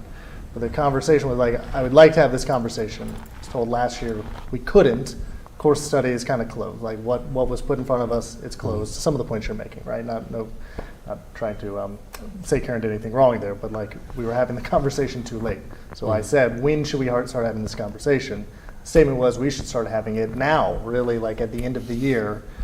Obviously, other things took priority at the end of the year, and we were not able to have it. But that's why I brought this up when we talked about goals this summer. Of one of the goals I think of ours should be discussion of graduation requirements. How do we push that forward? How do we raise that rigor bar? Right? We have embedded that within one of our committee goals for this year.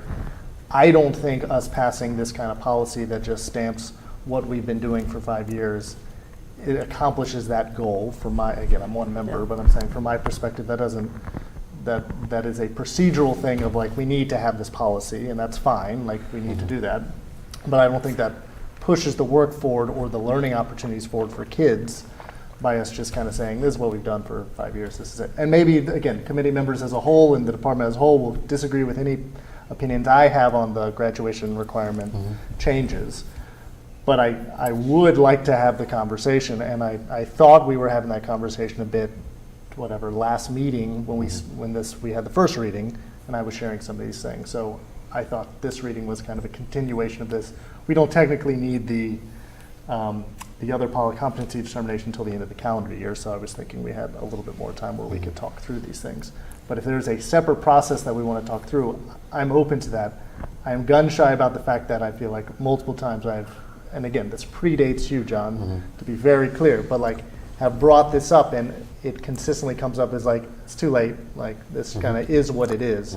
If we're saying we need to start having the conversation now in order to enact this for FY28, then great. Like I understand that. I'm not trying to like rush something through without it being fully thought through and have buy-in Right. to the point we talked about the curriculum. Like we need buy-in in order to move any of this forward. And so like totally, I just want that path to be clear. And then I, as a member, would like to push other committee members to say like, I think this is one of the things we listed as a goal and should be something we should spend time on discussing and figuring out what as a committee we think are appropriate changes, if any, to the graduation experience for our students that best sets them up for success when they leave Milton High School for any opportunity they want.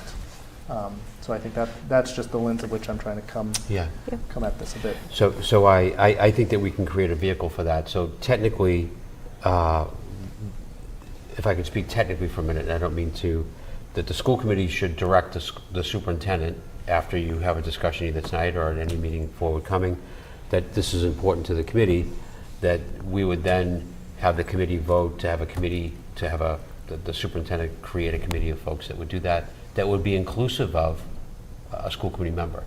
So we could formally take that committee and move it through work that would begin in November, that could inform to some degree what we propose in January, and continue that committee to see if there's anything that would want to be considered for other program studies moving forward. So I think that would be, to me, the pathway for this committee to have influence over, or at least discussions in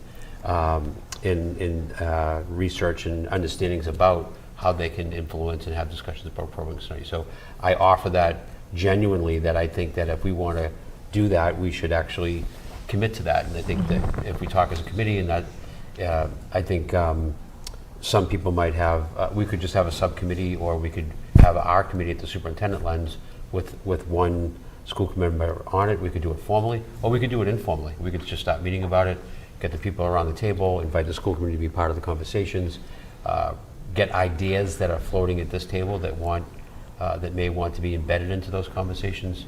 So we are open to that collaboration for sure. And I'm just trying to think of the vehicle to make it work, so the frustration that you had last January and the January before that isn't felt this January. I appreciate that, John. I really appreciate that, and I think it's like a both and thing, because at the same time, when in this case we discover we're missing a policy that we should have, like we should move quickly to get that policy in place, and then we go from there. So I feel like you're leading us through a kind of a both and way to approach it, and I think that's the right thing to do. So are you suggesting, would this be like a sort of a formality to vote, which we couldn't do tonight, that this committee supports a direction of asking for this to be a priority leading up to the program of study, that would be a vote we could take next meeting? Yeah. Why don't we put it on the agenda for next meeting, and that way Amanda and I can talk, or we can talk about what that sounds like and what that looks like, and we might ask people to weigh in on what that pathway or that vehicle could look like that would make sense for people to be involved. How formal, how informal, how do we want to organize it? And then we'll put it in place with a vote next week, or at the next meeting, and then we'll begin the work. Was that? Yeah. Okay. So it would be a vote for a support of a program of study, in essence, a program of studies committee. Correct. Of And some we'll sort. write Formal or- we'll right, write up yes. that, define it, and vote on it next meeting. Sorry to interrupt No. you. I think it would be next, when we talk about this next time, I think it would just be good to, I feel like I'm coming into a conversation that's like already happening. So I think it would be good to like talk about what we're talking about a little bit. Just spend some time next time talking about it a little bit more. And whether it's the folks in the room who have opinions about where this should go, like I think it would be good for this group and for the public to just talk about potentially what this kind of work could achieve over a couple of years, or some of the potential outcomes that this work, Mhm. this type of work could take us. So kind of like a program of studies 101 to set context and then come up with a vehicle to begin the work. It could be, and I'm also happy to do, pre-reads on this as well. And I don't want to, it sounds like Karen comes in a couple of months and does her own thing. But just so we have a common understanding as to the problem we're trying to solve here. And my suggestion would also be that the program of studies that you vote each year is currently on the website. You should take a look at it and really take a look at, some of you might have elementary children and middle school children, but the high school is your flagship. It's what we all build towards. The requirements and the expectations here are rigorous. We have students that do very well coming out of Milton High every year. And the program of studies is the fundamental document that creates the pathway for that achievement and those outcomes for our students. And that document, I think you should all be familiar with. So I would recommend between now and then taking a look at it, getting familiar with how it's worded, how it works, what it means. Think of it through the lens of a school committee member. Think of it through the lens of a parent. And that way you could say, wow, like I didn't know we offered economics. I didn't know we offered these courses, and how many, there's a lot of good stuff in there that you should be aware of as a baseline of adding to it or wanting to extend some of the offerings that we have, and how do we want to grow the program of studies in a way that's good for kids. But knowing what it is first would be very helpful to your point, Nathan. I agree with you. Thank you. Any other discussion? No. All right. Do we have a vote we need to take? Yeah, it was. You already voted. No. I think there's a wanna say I motion really on the floor appreciate and seconded. you Did we- raising yeah, this, did we- 'cause I think yeah, it's we really. seconded. Okay. Did we Yes, vote? we seconded it, I think, and And then then- we didn't vote. Right, okay. But I just want to say I appreciate Mark raising this, and I think even the discussion that we had with Karen about the 2-year language requirement was because of, of what you raised. So I appreciate that we're starting those discussions. As you mentioned, it's going to take 3 years, but that we're kind of having those conversations already, so which is great. So I think the more, more conversations around that prior to January, I think will be helpful to just kind of be thinking in that mindset. So the committee knows that Carla and I and Katie and her work as well, we are committed to fulfilling action steps related to the concerns and the suggestions of the school committee. That's our work. We take action on every single item that you ask us to think about and move forward on. You might not always like what we have to say about it, but I can guarantee you that we will take action on it. We listen, we're hearing you, we're trying to move the work forward, creating agendas, creating an agenda for each school committee meeting that acts on and fulfills the goals that you all have set for the year that are consistent with our goals. So we are all rowing in the same direction. We all want rigor in the classroom. This is rigor in the district. This is rigor at the high school. So, we're glad to do the work and partner in the work. Thank you. Thank you. All right, I guess I know the motion has been made and seconded, so all in favor of the competency determination motion? Thank you. All right. Okay, so then I have Facility advisory. facilities. Yes. Could I just go into Go the ahead, next go one? ahead. Yeah, sorry. Go ahead. Okay. So, all right, so facilities met last week. We were at the newly renovated space at the Cunningham Collycott third floor, which used to previously be their library. Unfortunately, I didn't take any pictures because I know a lot of the classrooms were closed and it was after hours, so we didn't have a lot of access, but we kind of took a little peek. The space looks beautiful. I can't imagine it was the library a few months ago. Lots of windows. It was nice to kind of see offices with lots of windows. I mean, that was incredible. I think when the facilities advisory committee toured the schools, I think it was September 2023, right?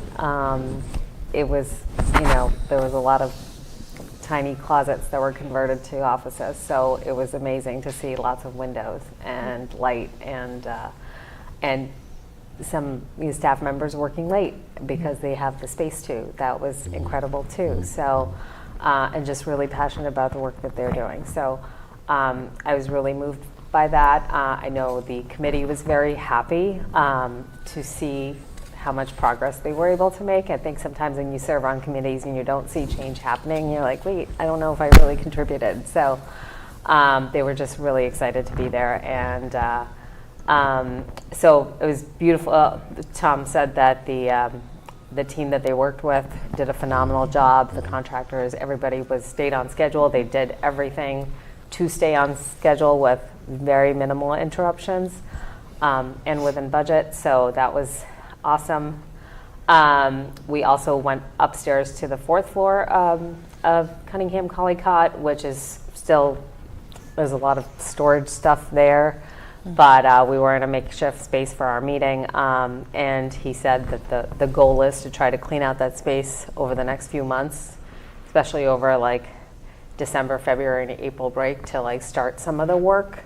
So clean out the space before then. So that's going to be the next big task for that, and then just so that they can be ready to go for the end of August. So again, I'm just really appreciate how diligently they're kind of thinking through this and making sure that there's the least amount of interruptions for our students. So it's really excited about that space, and I think I think even for the committee, when we first saw the space and we're like, well, I don't know, like the library is beautiful the way it is, but now there's this like new hope for, wow, this library could even be better than we had. So that was really exciting to kind of see that shift in thinking. So that was great. I know there was some concerns Tom mentioned about pest management. They wanted to basically go electronic about what's reported so they can track it better. So he's on top of that, and he mentioned that the staff, the custodians, did a great job getting the schools ready in time, even with the renovation and everything was all ready to go. They had a really smooth opening for the schools. In terms of, there's some capital requests in the folder. We went over it briefly. So he said that, basically the schools have gotten a good deal of funds the last few years, so he's trying to see what we want to push forward. He mentioned like the exterior doors need some attention and support in our buildings. He also wanted to put most of the requests as district-wide, so if something unexpected comes up, that they can kind of shift the priority there, but also at the same time trying to be equitable across all the schools so that they're getting the same support. And then he said he's meeting with contractors and consultants to kind of review our systems so that they can make recommendations going forward, just like the mechanicals and all that stuff. So also in terms of the 4th floor, all the mechanicals are in. I know initially we talked about like lead time on getting some of that, so all of that is ready to go. So it's amazing that in terms of schedule that they're able to stay on schedule. So we appreciate all the work that Tom is doing, coordinating everything. And then in terms of outdoor spaces at our schools are currently not equitable. That's something that we want to kind of create a comprehensive approach for this to kind of and develop a policy so that when things are put in place, they're kind of done thoughtfully, and so that all of our schools have kind of similar support and funding. So, and I think he also mentioned that Tucker needs a generator that he believes we have funding for. So that is like the big thing that they want to focus on next. So anyway, that was, it was not a very long meeting, but it was just I think his requests are in. I think it's more of a 5-year plan that's in our folders if you want to look through it.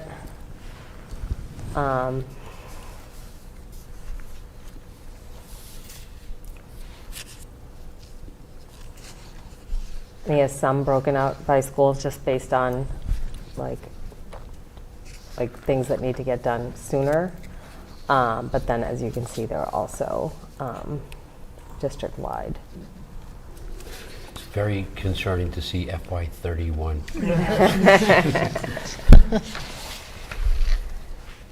My kids would have graduated by then.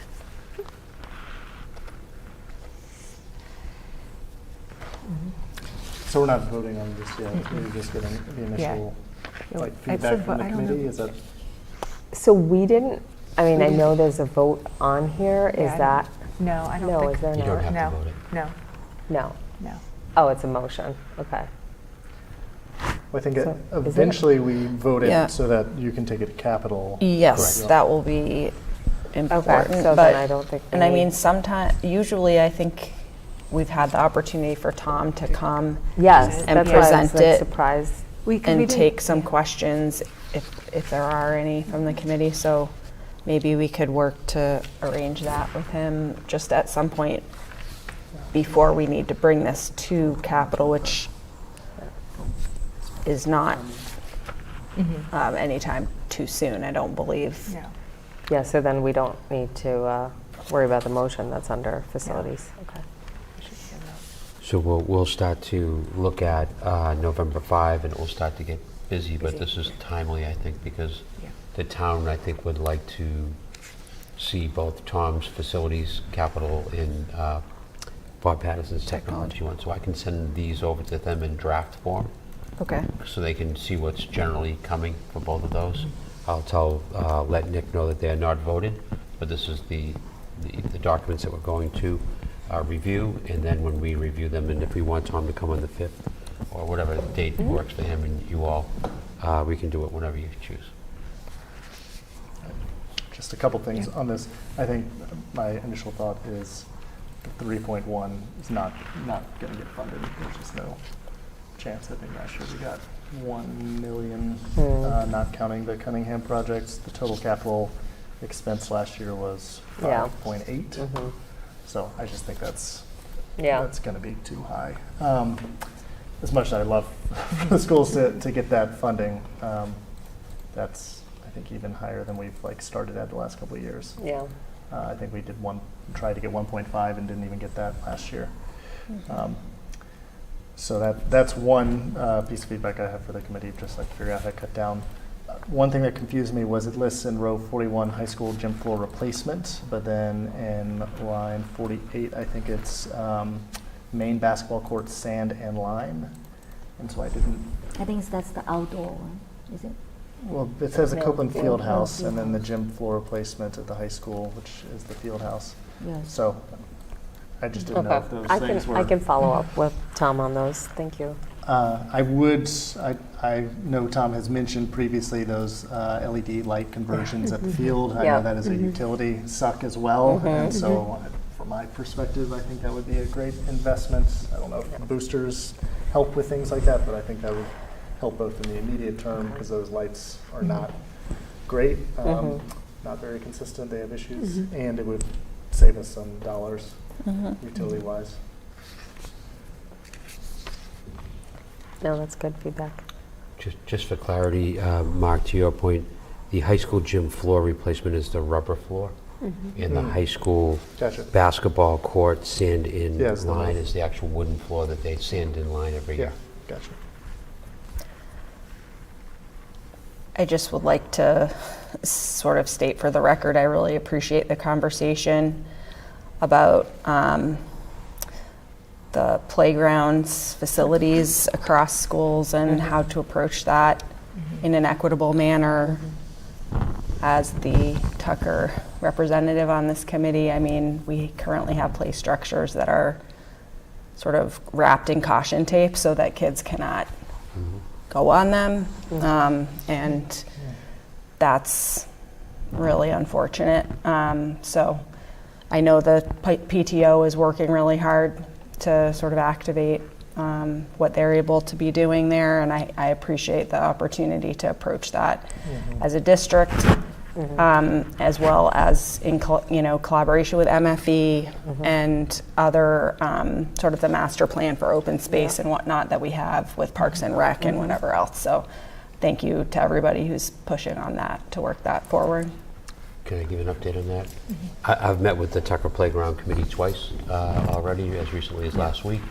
They've actually told me how much they appreciated your listening on that. They have a great plan. I will be writing them a letter of support. They went before the CPC last week. They got initial good news. They'll go back and hope for the final funding. They're in design phase now. They're looking to be in construction phase by summer of '26.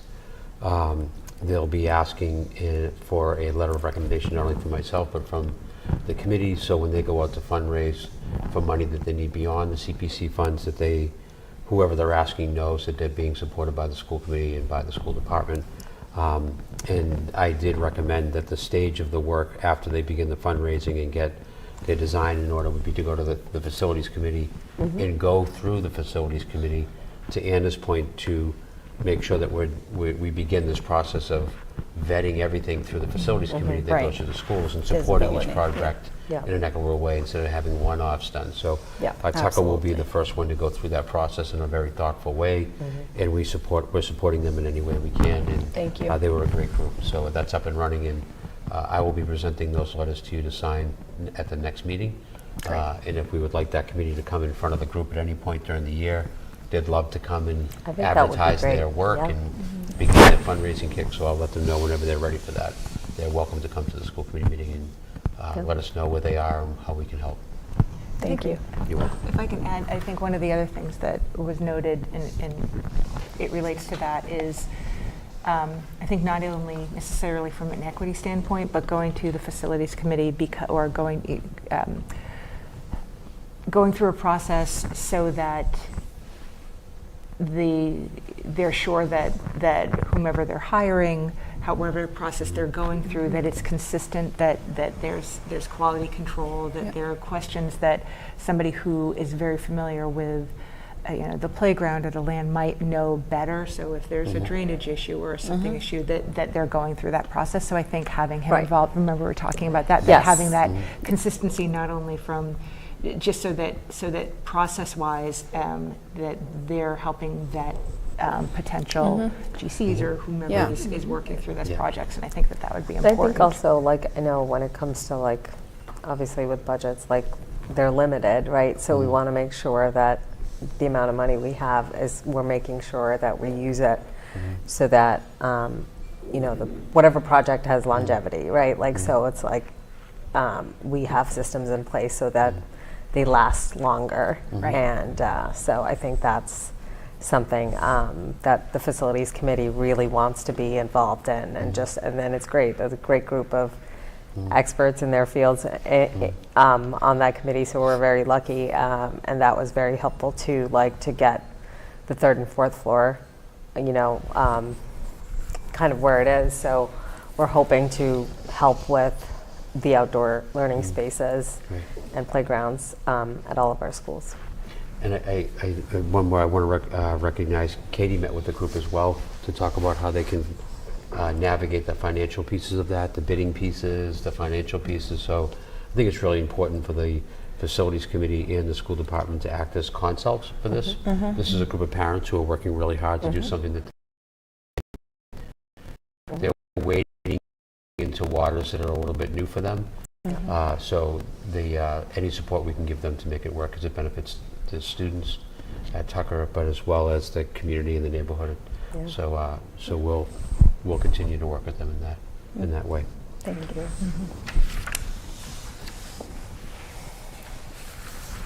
That's all I had. All right. Negotiation subcommittee.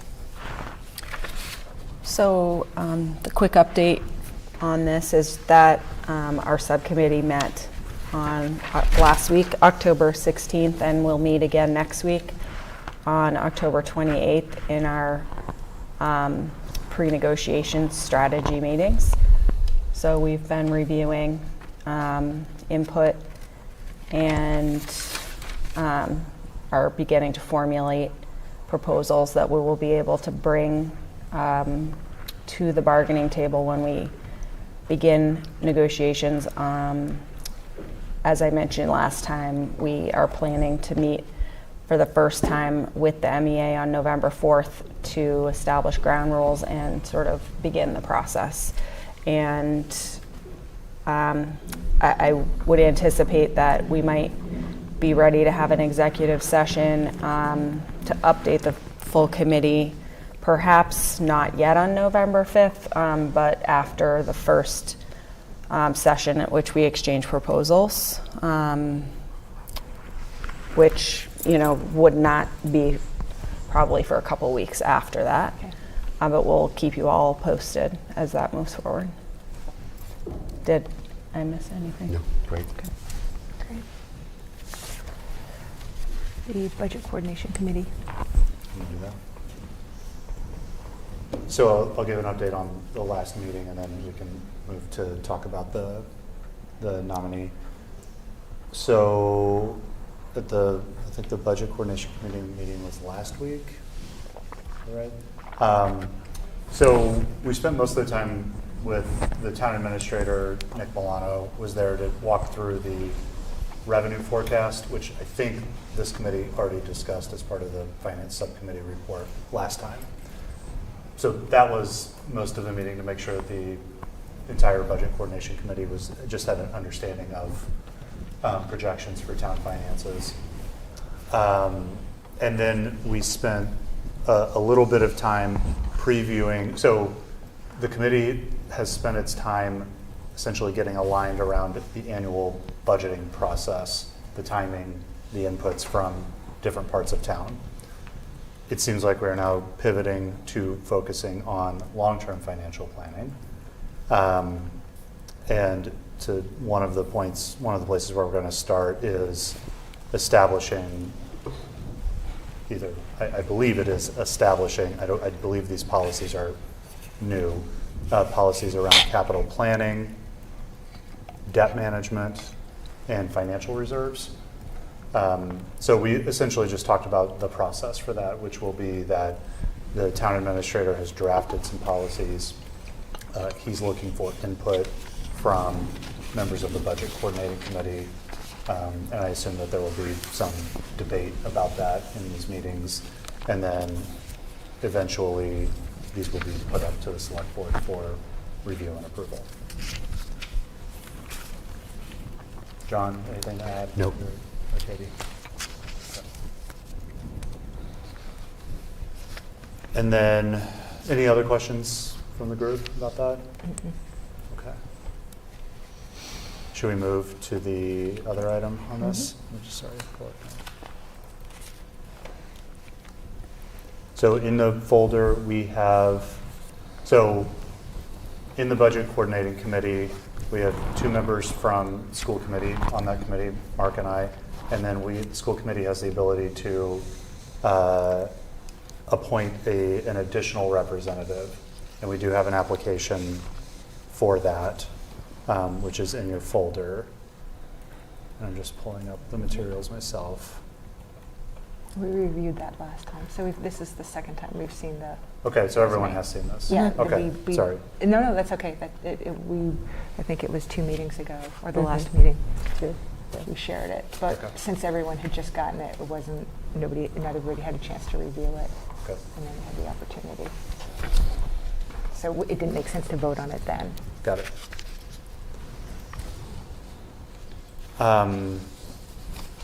Any discussion or questions about that appointment? Just appreciate somebody raising their hand and willing to help us out. So. Yes. Yep. Yeah. I know this this applicant a little bit, and I'm going to make a motion that we appoint him. But I think he brings, first of all, an understanding of what happens in our district. He's a member of CPAC, has been a town meeting member, works in state government, and really has a deep understanding of government finance and policy.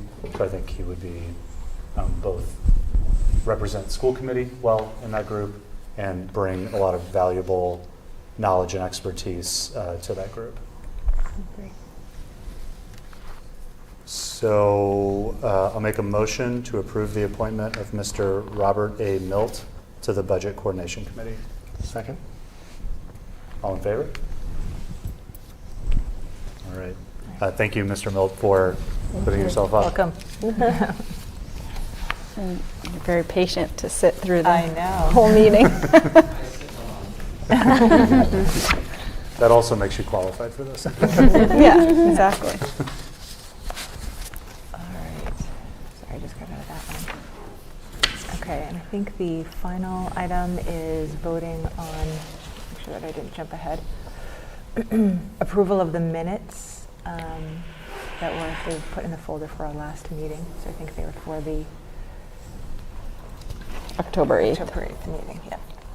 Is there any changes or comments on it? Has everybody had a chance to review it? So then I'll make a motion to approve the minutes for the October 8th school committee meeting. Second. All in favor? Great, it's passed. And then the last item is looking at the draft agenda items for the next school committee meeting. So we have the subcommittee reports. I know we wanted to add the MFE. We won't have correct, you want to do your update? Yeah. Yep, next meeting. Yep. It'll be very short. Yes, that's okay. Facilities, we won't have met. Will policy have met? No. No policy. Finance will, obviously. And we will have another student representative at town hall meeting for sure. Great. Do you have any? School building committee may meet, but right now they're scheduled that for the same night as warrant committee Okay. presentation, so. Okay. Anything else? Have you had MPEG or anything like that? Are you on MPEG? Yes, and they were actually supposed to meet yesterday, but they did not and need to find another date that works Okay. for members to meet, so. Great, Oh. okay. All right. If anything else comes up. Oh, and then what about Budget Coordination Committee? That's next Friday? Yeah. So I'll put you that down. Yeah. All right. And then we have the initial MCAS presentation, enrollment update, review of the policy JGA program assignment. We are talking about having discussion around the, I'm just calling it superintendent update. And then a possible executive session for the superintendent. Probably not for negotiation update. No, not for but negotiation, For the yeah, superintendent that would be like contract. contract. Yeah. And And then do we want to add something about the program of study. program of studies for next meeting? Is there anything else? I'm Well, we missing? talked about the possibility of capital being Yeah. back on the agenda, with maybe Tom being able to come if he's available. Okay. I'll add that. We'll first start talking about that in January, right? Like at Capital Committee, talking about departmental requests. So, yeah, I Just think wondering if, like, yeah. sometime, I think the capital committee might meet in December to kind of get off the ground typically. And then it would be January that department heads would tend to attend a meeting and present. But it sounds like the town is also hoping to begin collecting the requests ahead of when the meetings might begin. So we have not heard anything yet as far as when the meetings will start, but I think it was more just a statement of the 11th, the 3rd, or the 5th, I should say, it's sounding full, pretty busy with a lot of things. And so I don't know if that one, in terms of time coming in and presenting like capital, is necessary for the 5th versus the 12th. Obviously, y'all will make the agenda determination, Yeah. but just I can check with Tom about his availability, but I agree, I think it is a busy night, so I can let Nick know that we have, I can let Town Administrator Milano know that we have 2 draft yeah. capital requests, for one for IT, one for facilities. And then he can have that, and then we can actually vote it and have Tom come in the second meeting in November, which I think might be Perfect. Makes a little sense. bit more room for him to talk and have good questions asked. Sure. Yeah. Great. Anything else? All right, well, I will take a motion to adjourn. Second. Make the motion. Second? I'll second. Oh, second, all in favor? Thank you. Meeting adjourned. Thank you, very much. everyone.